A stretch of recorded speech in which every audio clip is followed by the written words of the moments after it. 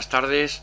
Hoy estamos otra vez oyendo y escuchando cosas extrañas, ¿no? Ahora lo que se nos ha puesto de moda y están todo el día en los telediarios y en los programas de televisión diciéndonos que tenemos que hacer acopio de comida, de betadine, agua para 72 horas, que ante una catástrofe hay que estar preparados. Pero bueno, qué catástrofes, qué historias nos están contando. Pues nuevamente la historia de siempre, el que cambiamos la seguridad por libertad. Ellos nos van a dar más seguridad, nos aseguran que nos van a salvar teniendo ese kit de supervivencia en la casa y después, pues bueno, pues ya son ustedes un poco menos libres. Eso es lo que nos piden a cambio. Pero qué tonterías están diciendo. Dice, bueno, 3 días vamos a tener comida y agua, aunque no tengamos luz, bien. ¿Pero ustedes se creen que somos tontos? Al cuarto día, ¿qué pasa? Que vuelven a abrir las farmacias, vuelven a abrir las tiendas, vuelve la luz al cuarto día. Son los 3 días que son los principales en una catástrofe para sobrevivir. Vamos, sabe usted lo que puede pasar en una catástrofe, ¿no? Una vez recuerdo en Estados Unidos un superviviente de estos que tenían ya preparado su búnker, me decía que él tenía un búnker y que no tenía problema, que él no tenía comida, ni tenía agua, ni nada. Él solamente tenía armas y con eso le podía quitar la comida a cualquiera. Es que eso es el hombre también, y que no nos veamos en una situación extrema. El hombre es capaz de todo, no se arregla con unas pastillas, un poco de agua y unas latas de conserva durante 3 días, pero nos están machacando con eso ahora mismo y lo veremos durante los próximos días. Esto irá más, hasta que pase como con lo de la viruela del mono, ¿no? Cuando había que vacunarse masivamente, de repente desapareció, no se volvió a hablar. Siempre hay que buscar temas, hay que buscar algo para tener de que a quién echarle las culpas de todo, a echarle la culpa y que temamos siempre, sobre todo lo principal, que siempre estemos con el miedo encima, con la espada de Damocles, que podemos pensar que solo nuestros dirigentes nos la quitarán. Hoy les voy a dejar con un documental que hice hace unos años en Dakar, en Senegal, súper interesante, del África profunda, de su brujería, de sus creencias. ¿Por qué? Porque al fin y al cabo esos que llamamos hoy incivilizados y que les podemos tachar de salvajes, pues son los que sobrevivirán. Cuando se ocurre un cataclismo, son los que menos necesidades tienen. A nosotros primero nos crearon necesidades, ahora nos las quieren quitar. Nos crearon libertades, luego nos las quitan. Esa es la manera de dominar al rebaño. Lo único que podemos hacer es resistirnos. Ahora van a ver en el documental, es súper interesante ver cómo se vive, cómo viven sin nada, cómo fueron esclavizados también en la isla de Gorée, en Dakar. Hay sitios de verdad espectaculares y vidas que no podemos comprender muchas veces, pero que por supuesto lo que sí debemos de saber es que esas culturas ancestrales eran muy superiores a las nuestras y siguen siéndolo, porque viven por la supervivencia. Todos los días de su vida es una supervivencia, no los 3 días fundamentales para nosotros. Dígame usted qué es lo que se van a hacer. Sobre todo, díganos cuándo van a abrir el Mercadona al cuarto día y vamos a poder ir todos a comprar. No nos tomen más por tontos. Y aquí les dejo con un documental que espero disfruten de lo que era la vida antes y esperemos que no vuelva a ser la vida en el mundo de esa manera. Que es hacia dónde nos vamos dirigiendo o nos van dirigiendo. Hacia una vida, hacia una extinción o hacia un miedo simplemente a esa extinción. No es necesaria ni la extinción para dominarnos y para crear un gobierno mundial que domina a todos. No hace falta nada más que una cosa, miedo. Y precisamente eso es lo que no tenemos nosotros. Muchas gracias y les dejo con la película.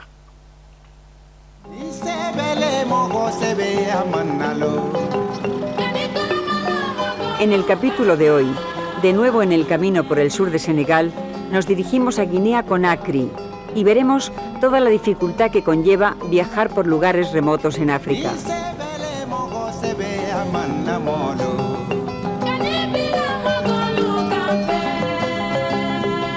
Guinea es actualmente una zona muy conflictiva en sus fronteras.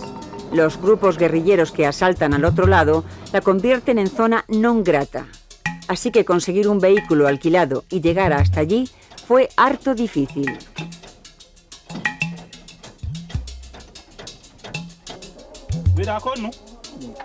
Una vez lo encontramos a precio de oro. Se trataba de un viejo 4x4 con más de 25 años a sus espaldas, sin frenos, luces ni motor de arranque.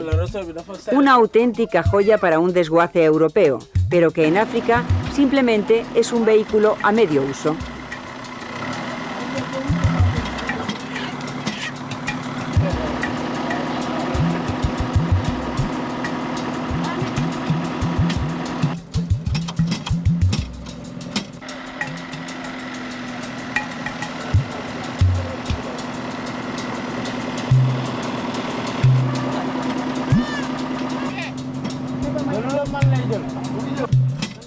El sistema de frenos era el ayudante del conductor, que con un palo en la mano se tiraba del coche en marcha y lo metía debajo de las ruedas las veces que fuesen necesarias para detener la máquina.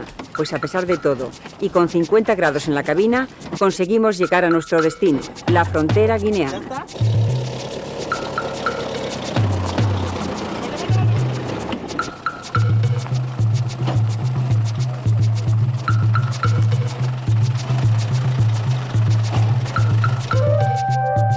Terminamos nuestro camino a pie, ya que preguntando por las aldeas nos han dado razón de un hechicero animista.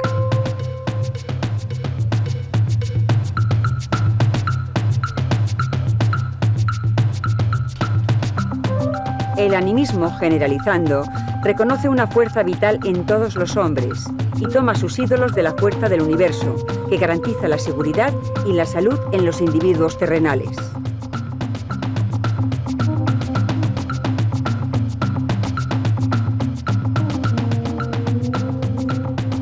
Aunque reconocen un dios o ente todopoderoso en la creación de la tierra, los animistas prefieren las divinidades secundarias, como las fuerzas de la naturaleza o los animales, que les sirven de puente con los espíritus de sus antepasados.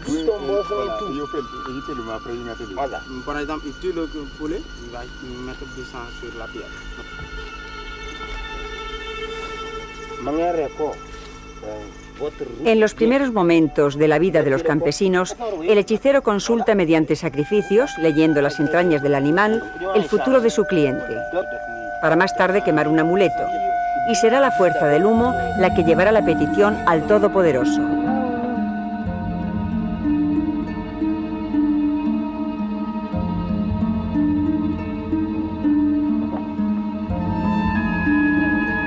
El animista también realiza uno de los ritos más antiguos entre los pueblos africanos, la predicción del futuro tirando caracoles marinos para su posterior lectura. El caracol siempre ha sido la moneda en los pueblos primitivos. Las plegarias y rezos animistas pretenden resaltar la fuerza y poder del grupo.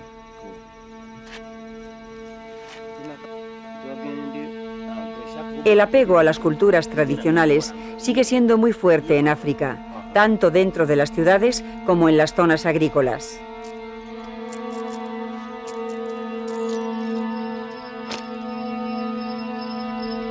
Aquí vemos cómo el brujo, ante la atenta y asombrada mirada de sus contertulios, realiza una auténtica ceremonia animista grabada en los mismos lugares donde se viene realizando desde hace siglos. El hechicero es la persona más respetada de la aldea y temido por todo el mundo, incluso por el jefe del poblado.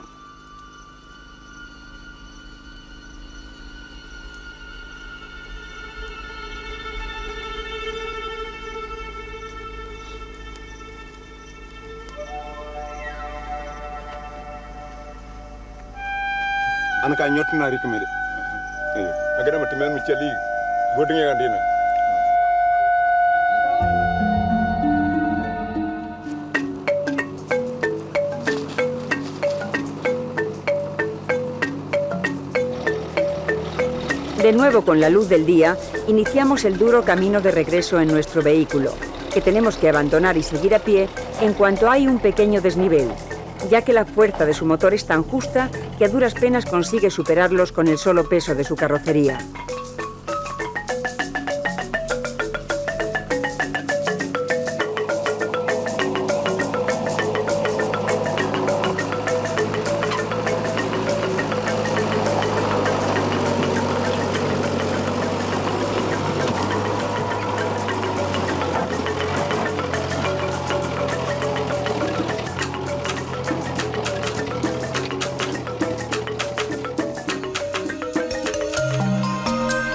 Muy cerca de Guinea y a 450 kilómetros de Dakar se encuentra el Parque Natural de Nicolo Coba, que según la propaganda turística está lleno de animales, felinos, grandes paquidermos, etcétera, etcétera.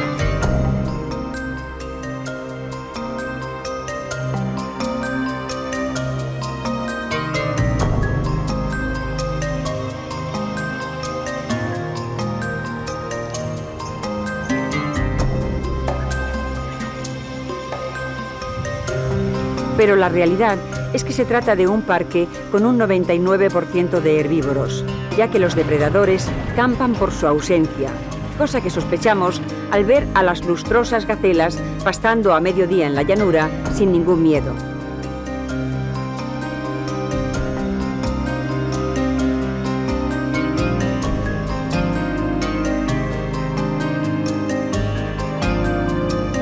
Los únicos leones que pudimos ver estaban en una jaula y mantenidos por los cuidadores del parque.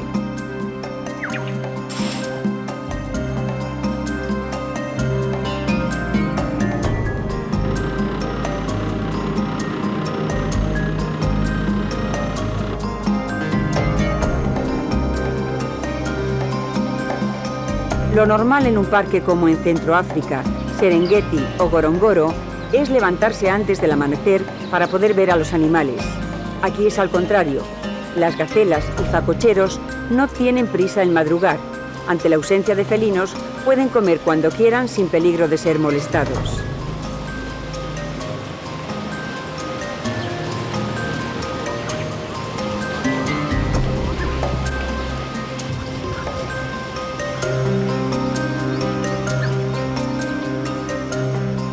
Lo que no quita que el parque esté situado en un lugar paradisíaco, bordeado por el río Gambia y con una población de herbívoros y monos de todos los tamaños, y que gracias a la existencia de este y otros parques en África han conseguido sobrevivir a la extinción total.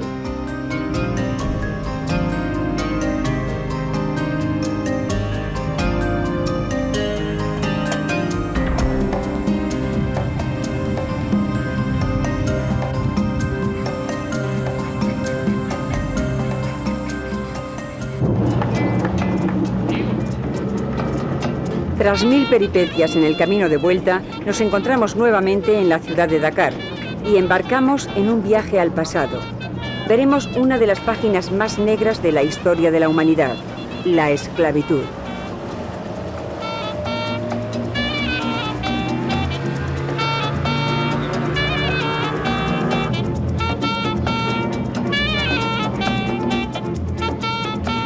Nos dirigimos a la isla de Gore, centro del trato de esclavos en África Occidental y donde se subastaba y engordaba a la mercancía humana antes del largo viaje sin retorno a las plantaciones del Caribe.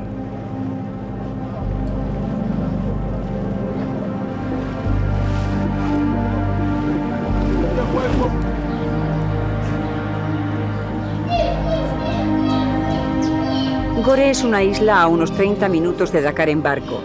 En principio fue un islote de pescadores, hasta el siglo XV, en el que llegaron los portugueses y tomaron la estratégica isla. África y la costa senegalesa se empezaban a perfilar como una suculenta presa.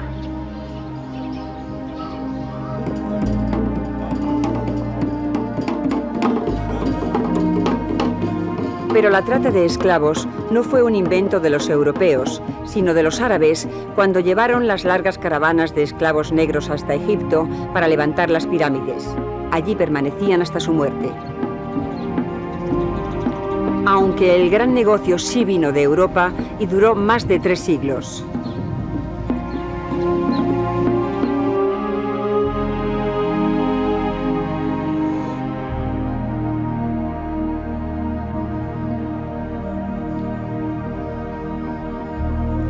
La isla de Gore, con sus tranquilas calles, respira paz, pero se puede notar que algo flota en el ambiente.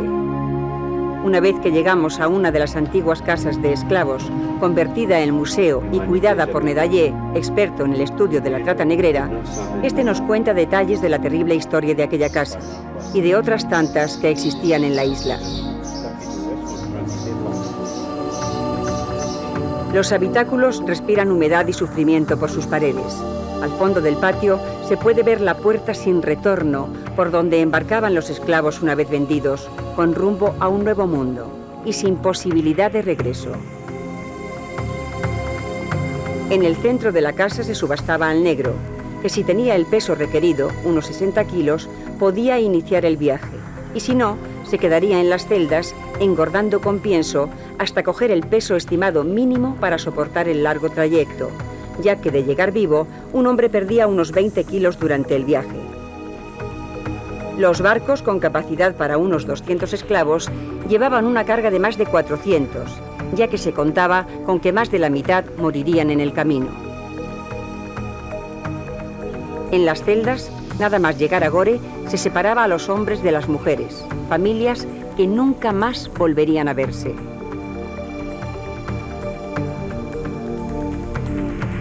Encadenados y amontonados en celdas infectas, esperaban la llegada del buque. Solo paseaban 30 minutos diarios.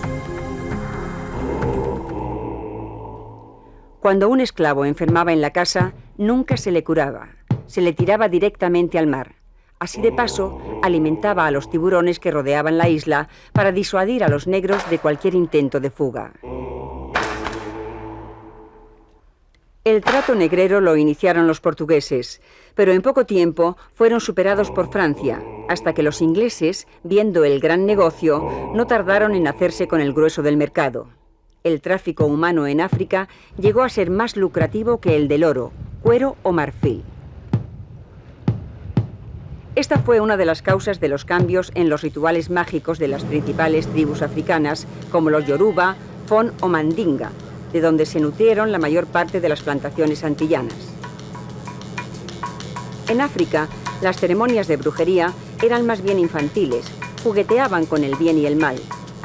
En cambio, cuando llegan al Caribe, el negro oprimido y sacado de su tierra a la fuerza, cambia sus ritos utilizando por primera vez el mal y creando la famosa magia negra. La esclavitud, aunque abolida a mediados del siglo XIX, se sigue practicando en tierras del Sudán o Mauritania. Cuando nos alejamos de Gore, después de lo sentido en el interior de los calabozos, es imposible olvidar lo que debía pasar por las cabezas de esos más de 50 millones de esclavos ante su última visión de la tierra que los vio nacer durante miles de años y sabiendo que jamás volverían a ella.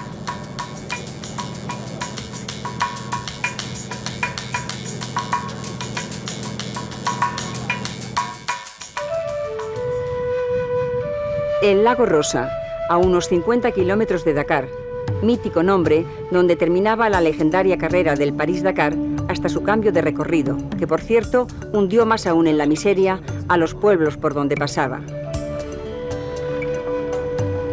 Pero la realidad tiene poco o nada que ver con la romántica carrera. El lago es una laguna salada donde trabajan cientos de personas de sol a sol para la extracción de su blanco tesoro.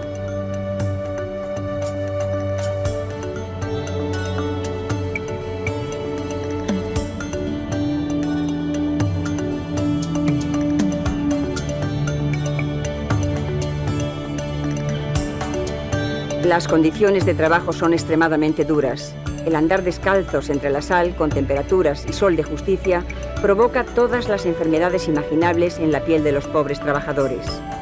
Pero no tienen otro sustento, y cuando termina la agotadora jornada, su vivienda se limita a una humilde cabaña cerca de las salinas.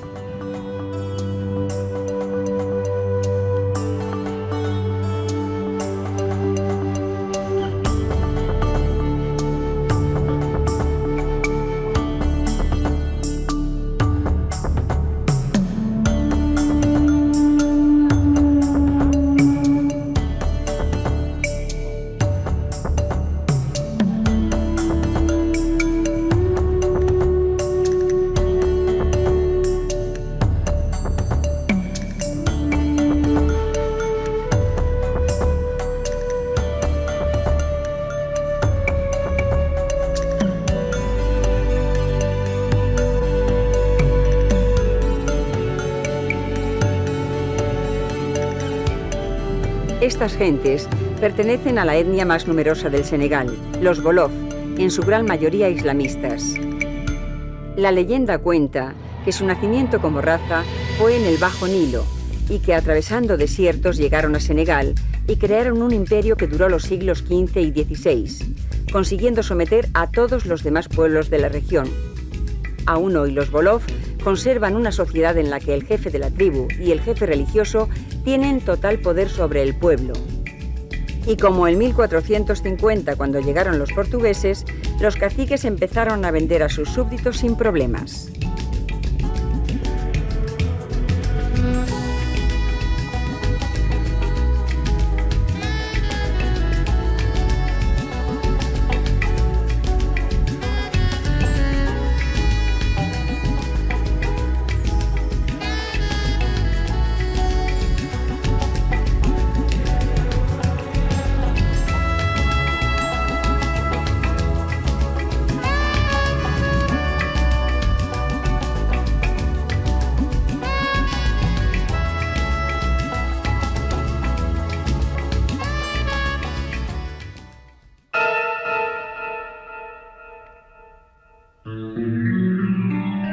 Yañe, sacerdote y brujo cristiano, será nuestra próxima ceremonia.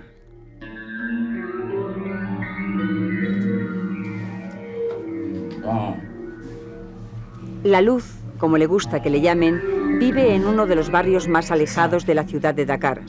Tras 1000 intentos y conversaciones con sus vecinos, conseguimos que nos deje grabar su ritual.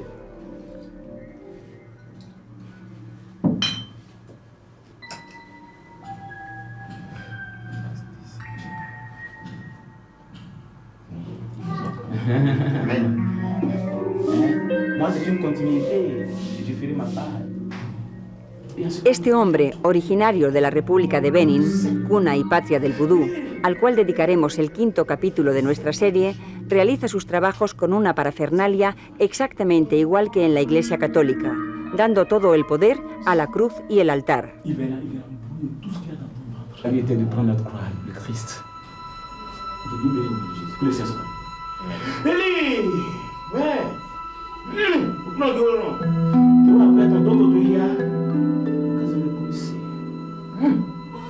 Hasta su atuendo y ropaje son católicos, pero él lo niega.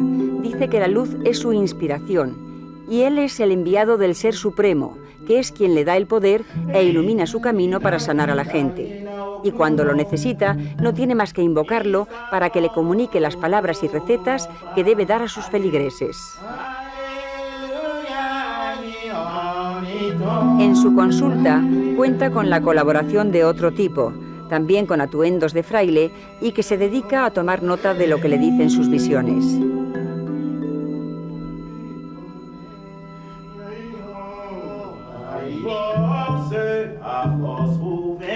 Yañe trabaja utilizando las mismas técnicas de hechicería que en todo el mundo.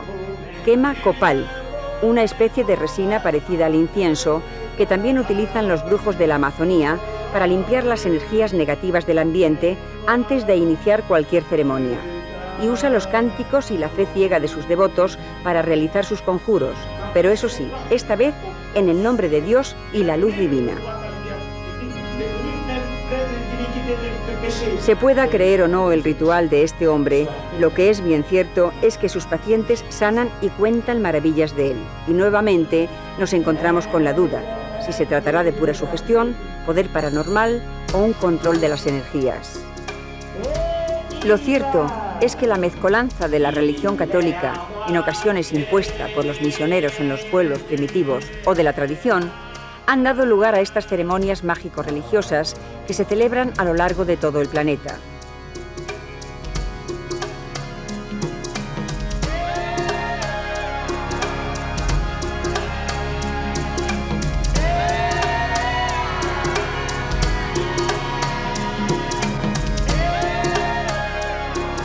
En estas primeras imágenes de nuestra mágica travesía por África Occidental, hemos visto que aquí se siguen utilizando rituales tan antiguos como el mundo. Y esto no es nada para lo que nos queda por ver en Burkina Faso y República de Benín, y en las siguientes etapas de nuestro viaje. Encontraremos gentes, culturas y ceremonias que algunas por espeluznantes y otras por extrañas nos mostrarán que estas gentes, que no necesitan nada para vivir y que incluso a su modo y manera son felices, avalan aquello de que no es más rico quien más tiene, sino quien menos necesita. Aunque ellos sí que tienen un gran tesoro, su cultura milenaria.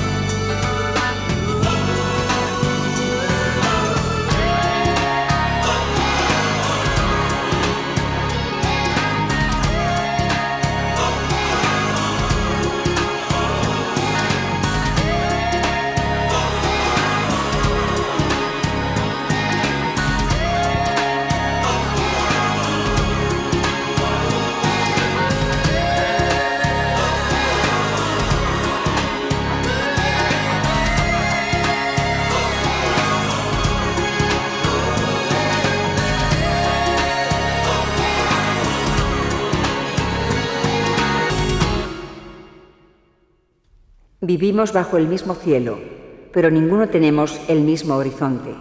Konrad Adenauer.